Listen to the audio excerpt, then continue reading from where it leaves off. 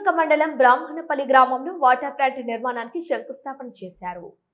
గ్రామ ప్రజల ఆరోగ్యానికి తాగునీటి ఇబ్బందులను దూరం చేయడానికి బ్రాహ్మణపల్లి గ్రామ సర్పంచ్ మండలి కుమారస్వామి ఎన్నికల సమయంలో గ్రామ ప్రజలకు ఇచ్చిన హామీని నిలబెట్టుకుంటూ గ్రామంలో నూతనంగా ఏర్పాటు చేయనున్న వాటర్ ప్లాంట్ నిర్మాణానికి ఆయన శాస్త్రోక్తంగా శంకుస్థాపన చేశారు.